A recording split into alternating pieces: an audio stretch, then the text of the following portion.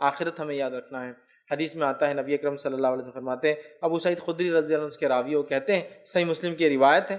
کہ نبی اکرم صلی اللہ علیہ وسلم کہا، یہ دنیا بڑی شیرین اور سبز ہے، یہ دنیا بہت میٹھی اور ہری ہے، وہ شاداب ہے، اور اللہ تمہیں اس دنیا میں رہنے کا موقع دے رہا ہے، اور اللہ نے ہمیں دنیا میں رہنے کا موقع دیا ہے تاکہ دیکھے تم میں کیسے اعمال کرتے ہو، تاکہ دیکھے ہم لوگ کیسے اعمال کرتے ہیں۔ تو دنیا میٹھی ہے، سبز ہے، شیرین ہے، سب کچھ ہے، مطلب ایسا نہ ہو کہ اس کی مٹھاس میں، اس کی ہرا بھرا دیکھ کر آپ اسی میں لگ جائیے۔ ہے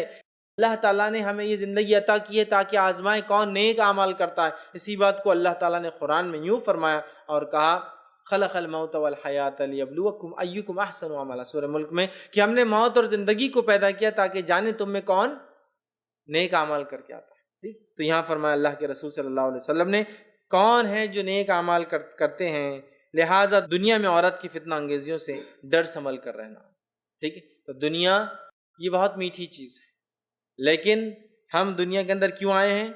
اللہ دیکھنا چاہتا ہے ہم میں اعمال کون اچھے کرتا ہے، تو لہٰذا دنیا کے فتنوں میں نہ پھنسنا۔ اور اس میں سے ایک فتنہ جو بڑا بتایا گیا وہ ہے عورت کا فتنہ۔ یاد رکھیے، ویسے حدیث کے اندر یہ واضح الفاظ ہے کہ خیر متاع الدنیا المرأۃ الصالحہ، دنیا میں سب سے بہترین اگر چیز کسی کو ملی ہے تو وہ نیک بیوی ہے۔ تو عورت تو سب سے اچھی چیز ہے، لیکن ہم جانتے ہیں سب سے اچھی چیز ہی جب پلٹ جاتی ہے اپنے راستے سے تو وہی سب سے بری بن جاتی ہے نا؟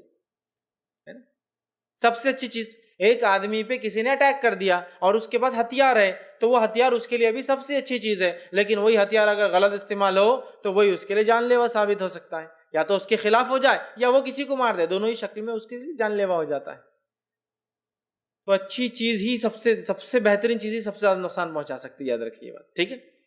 تو یہاں دیکھیے اللہ کے رسول صلی اللہ علیہ وسلم بتا رہے ہیں کہ دنیا کی زندگی، یاد رکھیے، یہ اعمال کے لیے، اعمال کے